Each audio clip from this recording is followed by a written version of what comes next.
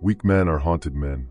They suffer not because the world is cruel, but because they themselves are too fragile to endure its weight. Marcus Aurelius, the emperor philosopher of Rome, warned of this truth nearly 2,000 years ago. He saw that weakness is not just a flaw of character. It is a curse that ensures perpetual torment. A man who cannot govern himself will always be governed by others. A man who cannot command his own mind will be a slave to circumstance.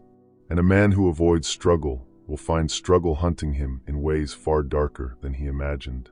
We live in an age where men are taught to seek comfort, to numb themselves, to collapse into distraction when life presses against them. Yet Aurelius' voice echoes from the dust of history, whispering a brutal reminder: the weak will always suffer. They will suffer betrayal because weakness invites exploitation. They will suffer rejection because weakness repels respect. They will suffer despair because weakness blinds them to meaning. The truth is unsettling because it points directly at you. Look at the moments you felt crushed by anxiety, humiliated by failure, paralyzed by fear. In every case, it was weakness that deepened the wound. And until you confront this reality, your suffering will not only continue, it will grow. This is not a message of despair, but of liberation. For Marcus Aurelius, suffering was not inevitable. It was the consequence of refusing strength. The man who chooses resilience, discipline, and inner mastery may still face pain, but he will not be destroyed by it. The weak man, however, is doomed to suffer endlessly. Marcus Aurelius was not a philosopher hidden away in some quiet library, nor a cloistered teacher far removed from the chaos of life. He was a man who carried the weight of an empire on his shoulders. Born into privilege, raised in the heart of Rome, he could have surrendered to luxury, to ease, to the temptations that devoured so many rulers before him. Yet Marcus chose a different path. He became the philosopher king, the last of what history calls the 5 good emperors, and his reign was forged in fire. He ruled during plague, famine, and war. He commanded armies at the borders of Rome, slept in tents drenched by rain, and made decisions that meant life or death for thousands. He buried children, lost loved ones, and felt the loneliness that only a man at the top of the world can truly know. And through it all, he wrote. In the quiet moments of night, between battles, he filled the pages of a private journal we now call Meditations. Not a book for the world, but notes to himself, reminders, corrections, warnings. They were not the musings of a detached academic, but the raw survival manual of a man fighting both the outer world and his inner storms. It is in these writings that we hear his most haunting truth, that weak men will always suffer. Because Marcus had seen it. He had witnessed rulers undone by indulgence, soldiers crushed by fear, and citizens ruined by their inability to withstand hardship. Weakness, to him, was not merely an absence of strength. It was a poison that infected every corner of life. And here is why his words matter now, perhaps more than ever. We no longer live in Rome, but the empire of comfort that surrounds us today has created its own plague. Men unable to carry the weight of existence. Men collapsing under criticism, drowning in distractions, destroyed by rejection, suffocated by their own ungoverned emotions. Marcus' voice cuts through centuries with a brutal warning. The man who refuses to grow strong will be condemned to endless suffering. But he also offers something more, a path forward. His life proves that philosophy is not theory. It is weapon and shield, a means of survival in a hostile world. And if a man as burdened as Marcus could hold himself together, then what excuse does any of us truly have? When Marcus Aurelius warned that weak men will always suffer, he was not speaking about physical weakness alone. His empire was filled with gladiators, soldiers, and men with bodies hardened by war, yet many of them still crumbled under the weight of life. What Marcus saw was deeper. Weakness, for him, was the failure of the mind and the soul to govern itself. And when that fails, everything else collapses. At the core of his philosophy is a single demand: master yourself, or you will be mastered by the world. The universe is indifferent. Fortune turns without warning. Pain, loss, betrayal. These are not accidents, they are guarantees. The weak man is destroyed by this because he expects life to be fair, gentle, or merciful. The strong man suffers too, but he suffers on his own terms. He does not beg fate for relief. He endures, and in that endurance, he is free. Marcus looked at suffering the way a physician looks at illness. To him, pain was not a cosmic punishment, it was the natural result of weakness. If your body is frail, disease will tear it apart. If your mind is undisciplined, fear will rule it.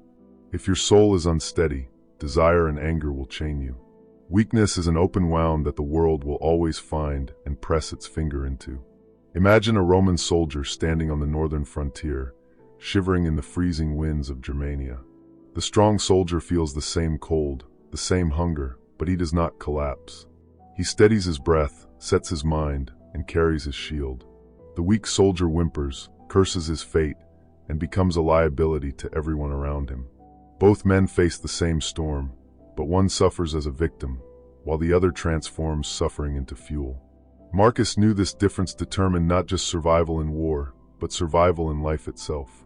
He had seen rulers enslaved by luxury, emperors who could command armies but could not command their appetites.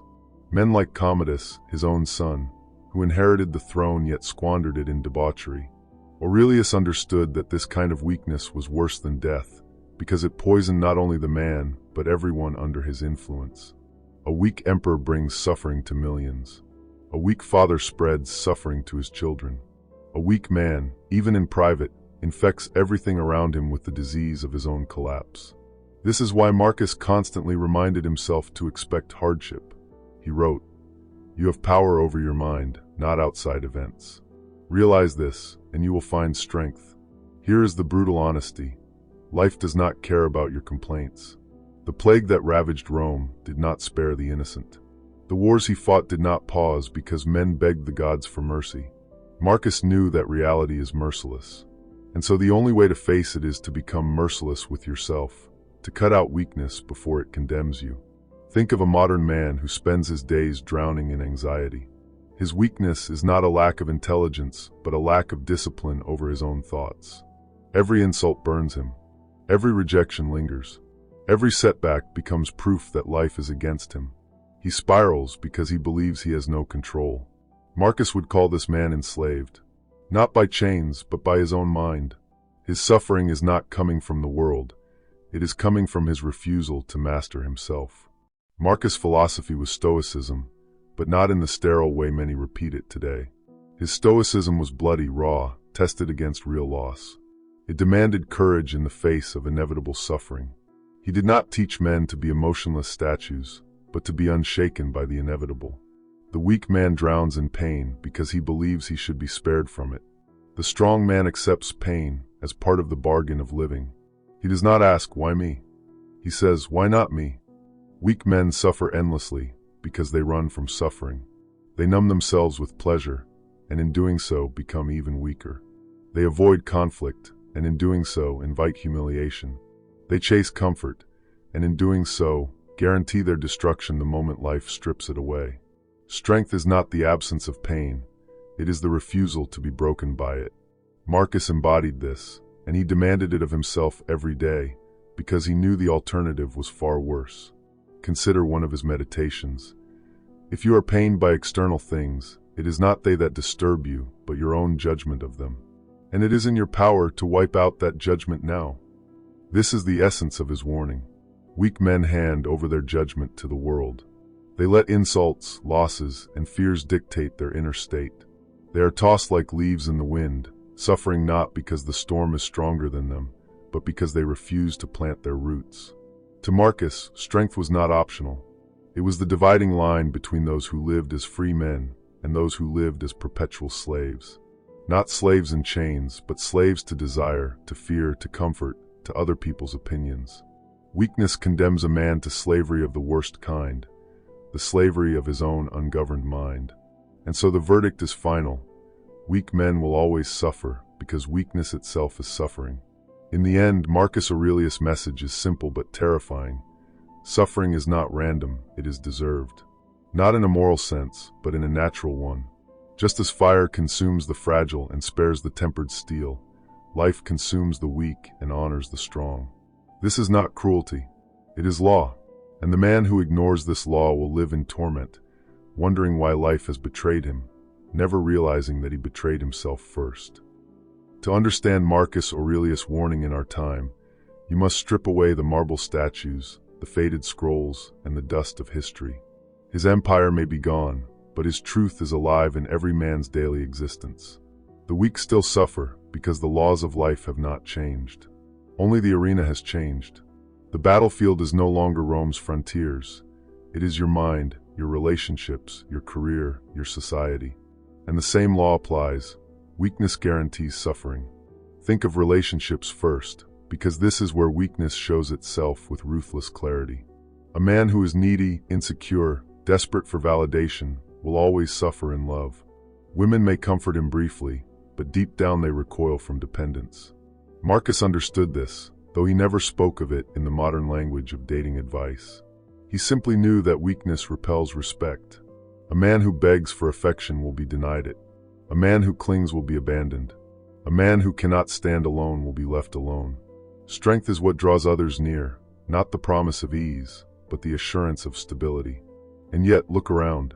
How many men crumble after a breakup, lose themselves when a woman withdraws, or spiral into bitterness because their love was not returned.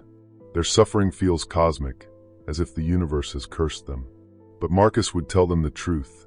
You suffer because you placed your happiness in another's hands. You built your foundation on sand. Weakness, not fate, condemned you. The same is true in society. A weak man is easy prey. In Rome, weakness meant being exploited by corrupt officials or trampled by stronger rivals. Today, weakness means being manipulated by corporations, governments, and media that thrive on your inability to govern yourself. If you cannot control your appetite, endless industries will profit from your cravings. If you cannot control your attention, algorithms will enslave your focus. If you cannot control your fear, politics will weaponize it against you. Weakness does not remain private. It becomes currency in the hands of those who know how to exploit it. This is why Marcus insisted that the only true power a man possesses is mastery over himself. Because without it, he is food for the world. And this is the modern plague, the illusion of freedom. Men believe they are free because chains are invisible. But scroll through your phone at midnight, binge distractions until you forget your own mind, obey impulses you never chose. This is slavery, no less real than Rome's iron shackles. And it is the weak who suffer most, because they lack the strength to break away. Even in personal growth, the story repeats. Weak men search endlessly for shortcuts. They want progress without discipline, success without sacrifice, growth without pain. They consume advice, drown in motivational speeches, and still wonder why nothing changes. Marcus would say, "Of course you suffer. You refuse the very path that leads to freedom." He wrote that the impediment to action advances action. What stands in the way becomes the way. Weak men run from obstacles, and in doing so, run straight into despair. Strong men accept obstacles as the very material from which strength is built. Look at the modern epidemic of depression and despair among men. Yes, some of it is chemical, some of it situational, but much of it is the inevitable result of weakness in the face of life's demands. When adversity comes, and it always does, weak men collapse because they never prepared. They are shocked that pain exists. They are outraged by rejection. They are devastated by responsibility. Their suffering multiplies because they thought life was supposed to be easy. Marcus knew better. He lived in a time where death, loss, and betrayal were constant. He wrote reminders to himself not because he was immune, but because he refused to let suffering consume him. This is where his lesson burns most painfully today. Modern society whispers that weakness is acceptable, even noble, that fragility is to be celebrated, that avoidance of pain is progress. And yet reality remains unmoved. The man who avoids hardship does not escape suffering, he guarantees it. His muscles wither, his mind decays, his spirit rots, until the smallest trial feels unbearable. Then he wonders why life hurts so much, blind to the truth that his own avoidance created the very suffering he dreads. Take the example of a man who cannot say no. He avoids conflict because it makes him uncomfortable. He agrees to things he does not want, tolerates disrespect, and silences his anger. On the surface, he appears kind, cooperative, agreeable. But beneath, he is suffering endlessly. His relationships grow resentful. His self-respect decays. His life becomes a prison built by his own fear of displeasing others. Marcus would say this man is already enslaved, for he has given his will to everyone but himself. His weakness condemns him to suffer in silence, until he either breaks or hardens. Consider another, the man who fears risk. He dreams of starting something, changing his life, pursuing greatness, but he cannot step into uncertainty. His fear paralyzes him. He clings to safety, avoids failure, and tells himself it is wisdom. But years pass, and his safe life becomes unbearable. Regret swallows him, bitterness consumes him, and he suffers endlessly, not because the world denied him, but because his weakness did. Marcus' truth is clear. Fortune favors the strong, not because the strong are lucky, but because they are willing to bear the pain of uncertainty. In every corner of life, the pattern repeats. Relationships, society, career, self, weakness is the doorway to suffering. And strength is not about domination, but about sovereignty. Marcus never sought to control others, he sought to control himself.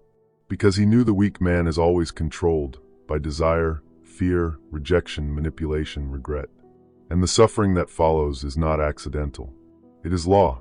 This is why his words are more relevant today than in his own time. Rome's dangers were obvious. Swords, famine, plague.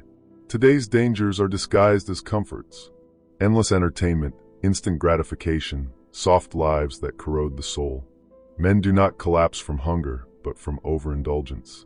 They do not fall to swords, but to addictions, distractions, and despair. Yet the law remains, the weak will suffer. And here is the haunting part. Most men will choose weakness. They will complain, rage against the unfairness of life, and never realize they are feeding their own chains. Only a few will hear Marcus' warning and embrace it. Only a few will see suffering not as a curse, but as a test, a demand to grow strong or perish. The rest will keep running, and the further they run, the more suffering will devour them. Marcus' message cuts deeper now than ever. Do not ask for an easier life. Ask for the strength to endure the life you already have. Because life will not soften for you, and if you remain weak, your suffering will be endless. Marcus Aurelius was not a man of vague inspiration. His writings were not meant to decorate walls or to impress scholars. They were instructions, commands to himself, survival codes to be repeated until they sank into the bone. If his warning is true, that weak men will always suffer, then the antidote must be forged into clear, unflinching rules. They are not suggestions. They are not gentle affirmations. They are laws of survival, to be carried like armor. First, never beg for respect. Marcus saw that respect is never granted through weakness. It is taken by the man who governs himself. The weak man believes that if he is agreeable enough, submissive enough, patient enough, people will reward him with dignity. But the opposite is true. The more he bends, the more he breaks. Respect comes when a man refuses to trade his sovereignty for approval. If you must beg for it, it is already gone. Second, do not chase comfort. Comfort is the sweetest poison. It whispers safety, ease, relief. But Marcus lived in tents on frozen battlefields and knew the truth. Comfort is never permanent, and the man who clings to it is the first to collapse when it disappears. Train yourself to endure discomfort, to welcome hardship, to practice denial. The body grows strong through strain, and the soul is no different.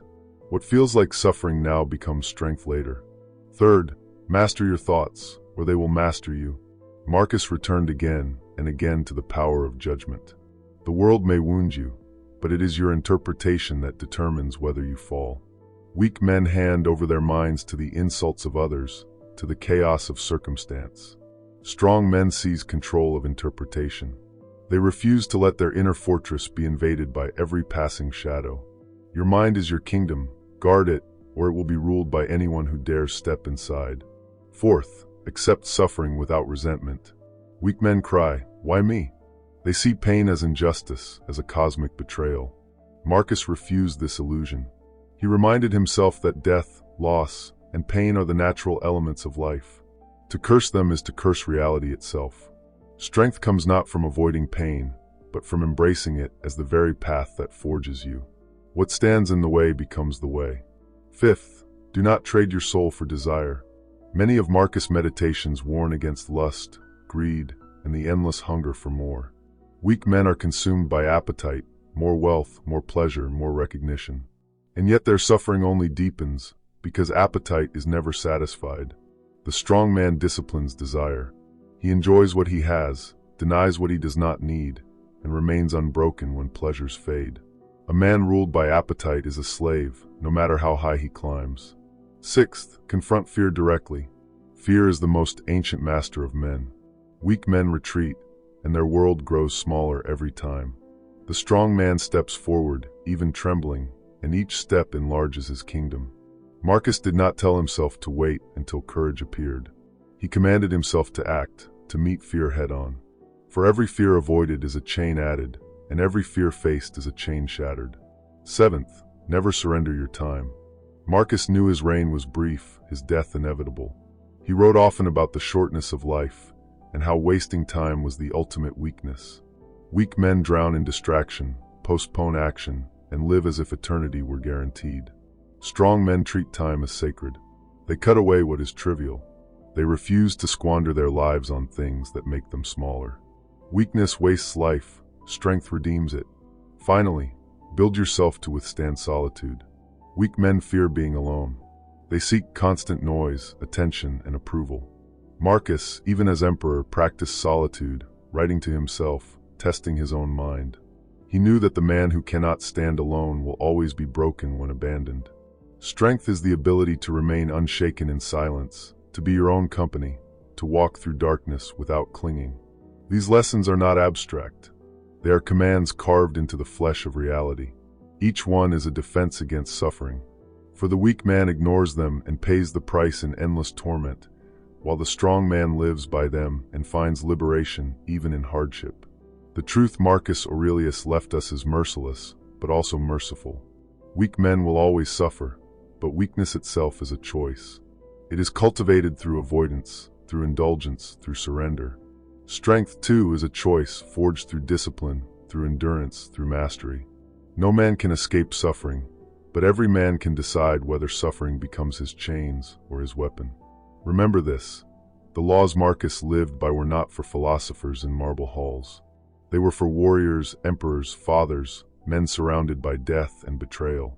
They are for you, and if you dare to live them, you will discover the same truth Marcus did, that strength is not just survival, it is freedom. Marcus Aurelius knew something most men will never admit. Weakness is not an inconvenience. It is a death sentence stretched out over a lifetime. The weak man suffers in love, in society, in his own mind, and he calls it bad luck. But it is not luck, it is law. A law as old as fire, as unchanging as stone. Weak men will always suffer, because life spares no one, and only the strong can endure its weight. Picture Marcus, alone in his tent at night, the empire pressing down on his shoulders. His armies exhausted, plague sweeping through his cities, betrayal whispering in the Senate, the certainty of death surrounding him. And yet, in the midst of this, he writes not of despair but of strength. He reminds himself that his mind is his fortress, that pain is his teacher, that weakness is the only true enemy. The most powerful man in the world, stripped to the core, reminding himself of the same truth that applies to you and me. No man escapes suffering, but the weak man drowns in it, while the strong man transcends it. Our world has changed, but the verdict has not. You can hide in comfort, but comfort will betray you. You can cling to others, but they will not carry your soul.